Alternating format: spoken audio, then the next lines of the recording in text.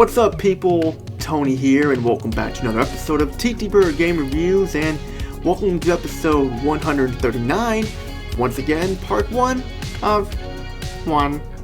And today we have another game by the company Working Design here, and this game we're going to be looking at today is a rail shooter, light gun shooter, we call those things. And on-rail shooters and light gun games, whatever you want to call them, no introduction. They've been around in the arcades ever since like arcades started becoming popular, and they're also on home video game consoles ranging from the Super Nintendo, the PlayStation, Nintendo 64, PlayStation 2, and more and more and more.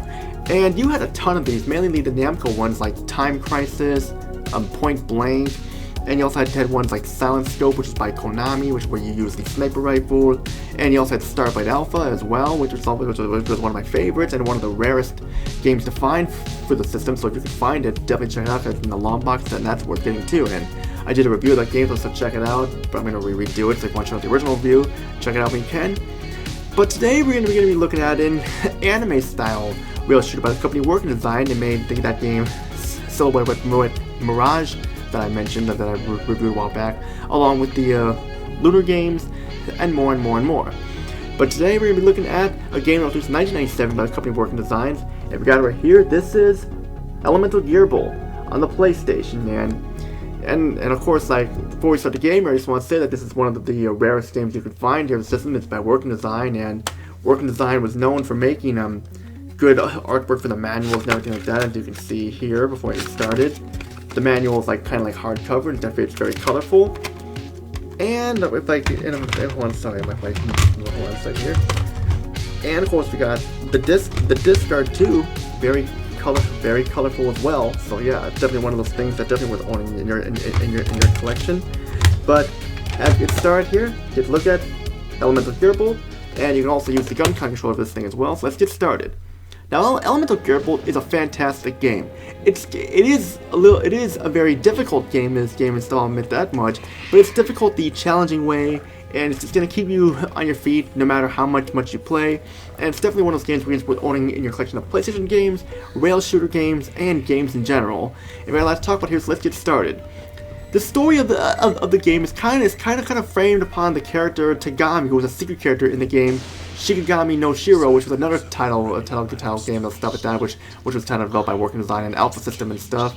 And Tagami is a mysterious figure who travels the world, and like this game is set in many centuries after the events of that game.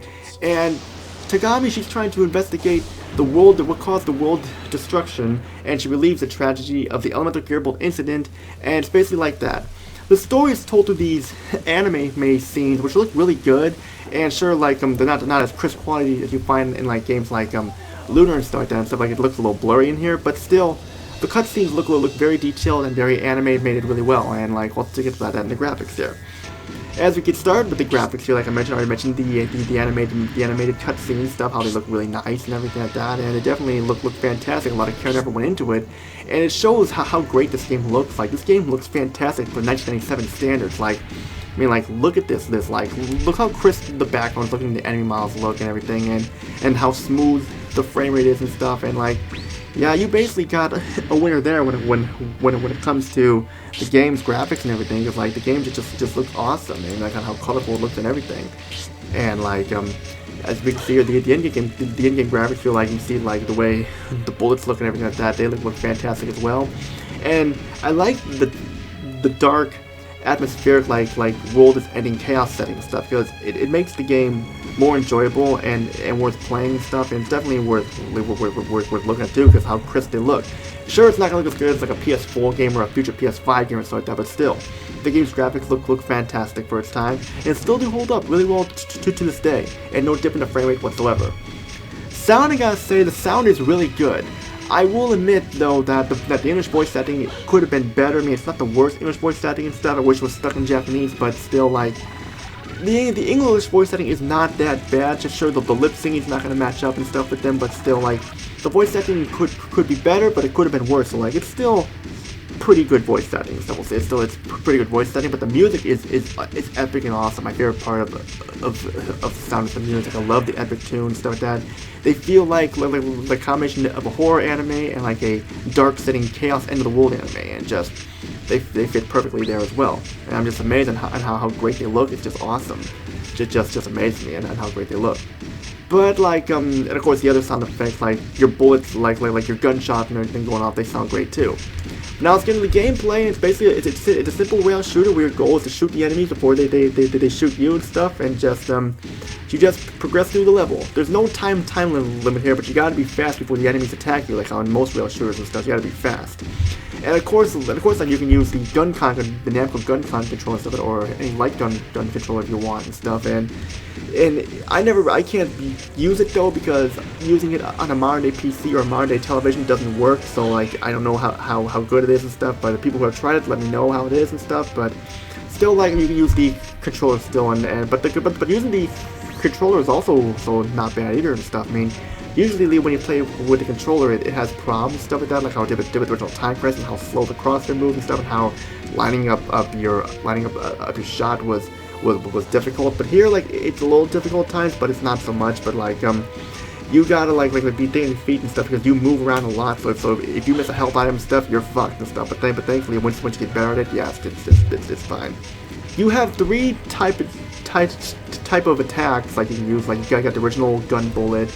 You got this like explosion thing that can like knock out your enemy, multiple enemies. You got this electricity attack too. Just very cool how the variety is here and stuff, definitely. And you got the epic boss fights too. The boss fights are epic, and they're tough, they're intense and stuff, and just like they're awesome and stuff. But I will admit the game's difficulty is really tough. Like it's just that you will die a lot in this game if you're not good with rail shooters. And it's not only that, you only have three lives, 3 credits and stuff. Once you're around the credits, you gotta go all the way back to the beginning.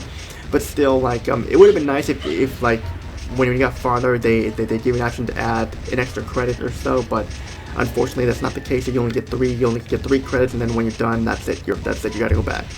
But that's not saying it's super bad or anything, because like I don't mind this and stuff because it's challenging. But just to be warned, it's gonna be a little frustrating for newcomers and stuff, definitely.